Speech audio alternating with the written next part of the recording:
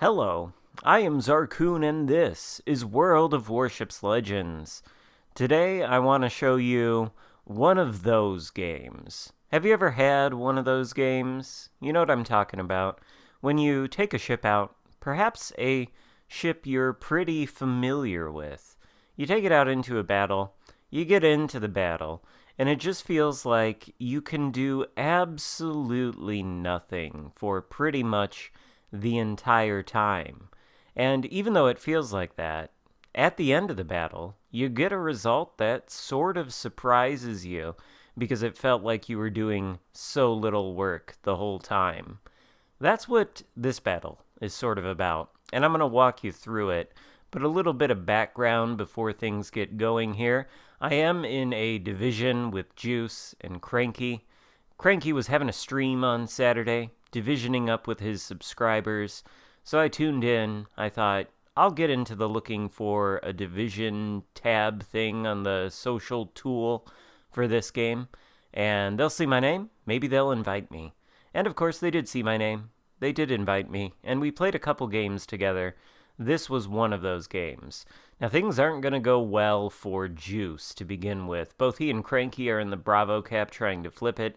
Juice is in that cruiser over there. He's taken some fire from a Scharnhorst and some other ships around.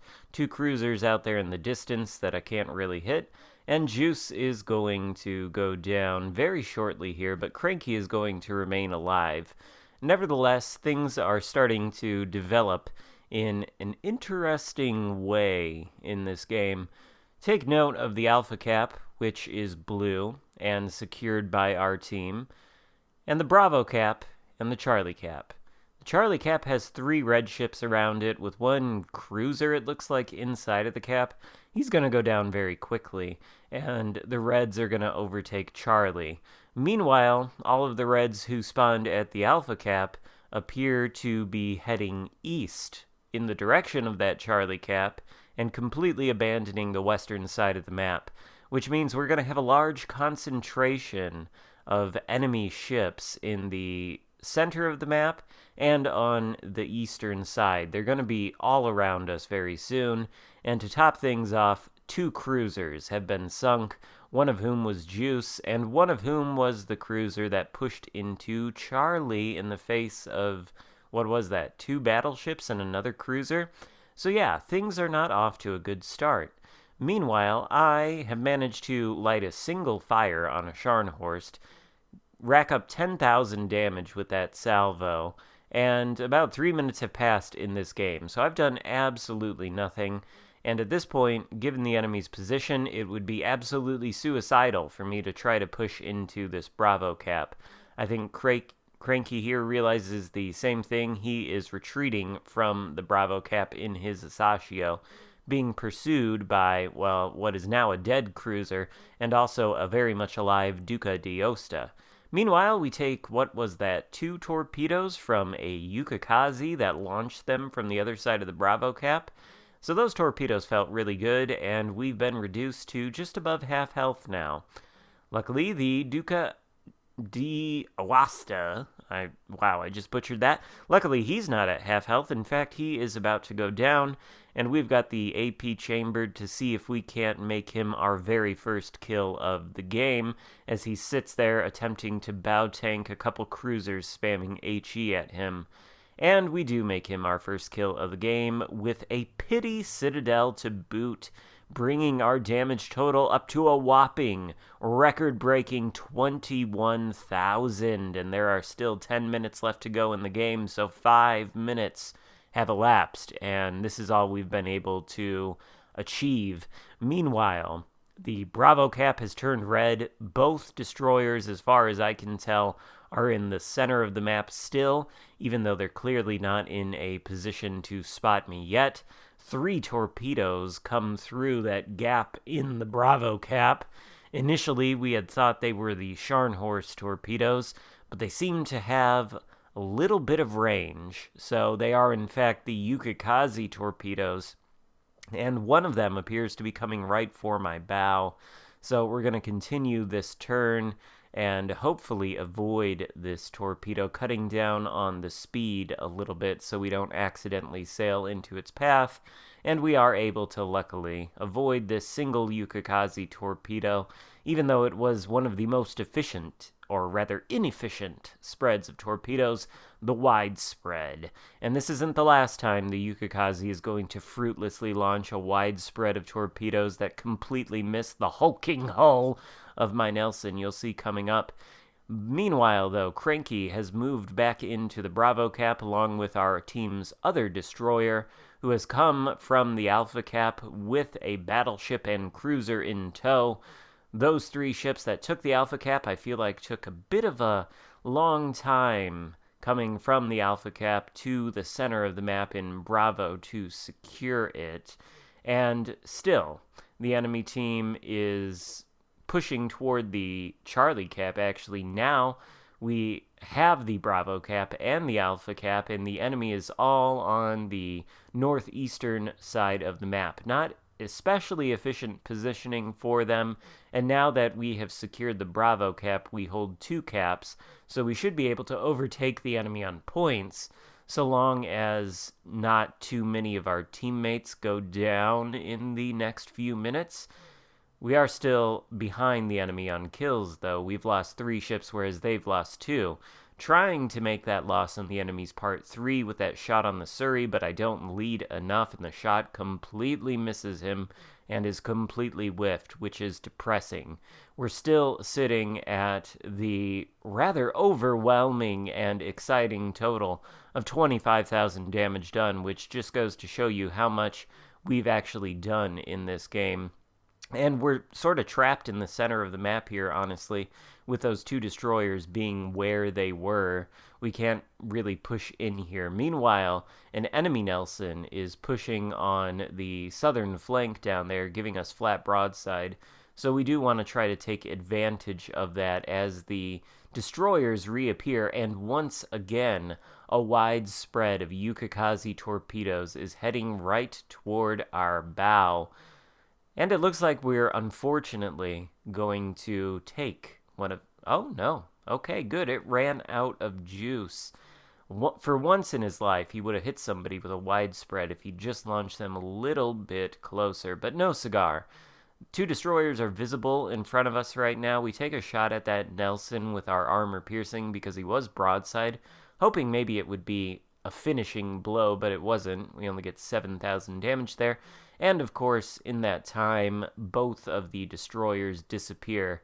I don't know whether I really regard that as a mistake on my part. I think it kind of is. The moral of the story is, anytime the destroyers are spotted, shoot at them. That shot against the Nelson wasn't super fruitful, but we might have sunk one of the destroyers. Scharnhorst, meanwhile, coming back around, giving us broadside. We've got the HE chambered, so we shoot it. We get a very underwhelming amount of damage on the broadside Scharnhorst and no fires. Only done 43,000 damage. It's still feeling pretty lackluster, and we've only got 1 kill. The Nelson doesn't often perform for me like this. Usually, it's out there just getting monster hits with both its armor piercing and high explosive. But occasionally, I do get games like this, and they are kind of frustrating. But things are looking up. We get a nice hit on that Surrey there. He goes down as our 2nd kill of the game, and a Belfast comes out flat broadside 6 kilometers away from us while we've got the armor piercing loaded. We are on fire twice, so we have to damage con that.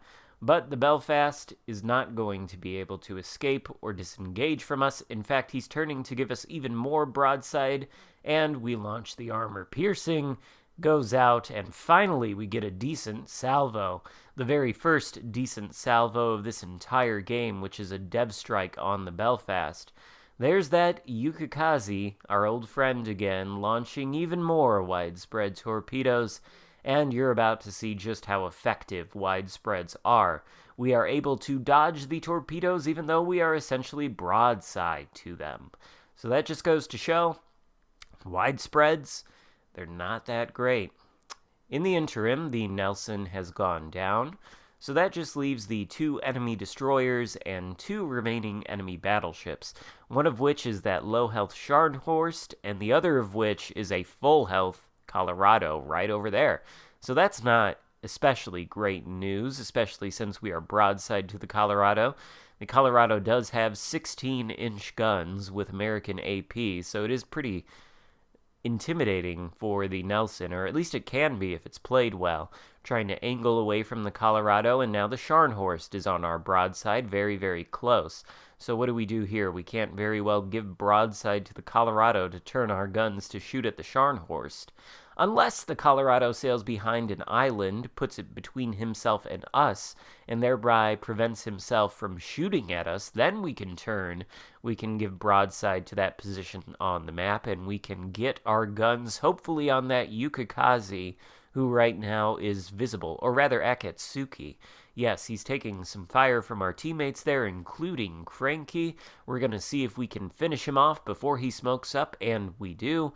There's our 4th kill of the game, and our teammates have taken out the Scharnhorst. Now things are finally on equal footing in terms of kills. It's me and Cranky left versus a Yukikaze and a Colorado.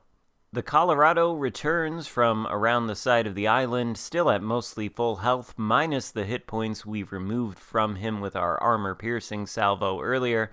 We've got the high explosive loaded now as the Colorado turns to go bow into us. Of course, his going bow into us matters absolutely not. He's coated in, 26 millimeters of armor everywhere?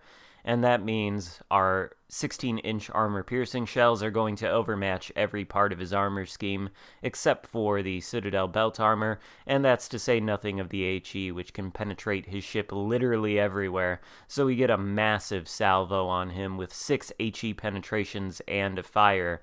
Finally, we're getting some good Nelson-like damage with these salvos pumping out, and I suppose it's better late than never in terms of being able to get these salvos. Meanwhile, we know the last remaining enemy destroyer is somewhere in front of us, so we're performing a move that I like to call the Nelson Shuffle.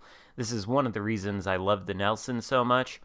The upside of having all of your turrets on the front of the ship is that you can turn the ship to the left and to the right and perform a sort of zigzagging maneuver, all while being able to bring your guns to bear on either side of the ship, so long as you're going forward. The only tricky thing is attempting to balance this Nelson Shuffle when you also have to angle your side armor against something that can overmatch your bow, like the Colorado, but he is of course shooting high explosive at me, so that is sort of irrelevant. We turn as we spot the Yukikaze, turn on the secondary consumable just in case. We've got the Colorado in front of us burning nicely. He goes down, and we get a Kraken unleashed. Frankly, when that happened, I didn't realize I had even secured enough kills to get a Kraken. This game had been pretty depressing to me up until this point, because I felt like I was getting absolutely nothing done, and yet the Yukikaze is the only one left alive, and now he's dead for our 6th kill of the game. So we rounded out with a nice 6-pack in HMS Nelson, despite a very lackluster start to the game and feeling like we were doing absolutely nothing. Cranky tops the leaderboard in his destroyer, as he should, and we follow in 2nd place with the Nelson. 2600 base XP. I think it's actually a pretty good result given the rather poor beginnings of the game. Hope you enjoyed it. If so, give it a thumbs up. Thank you so much for watching, and I will see you next time. Goodbye.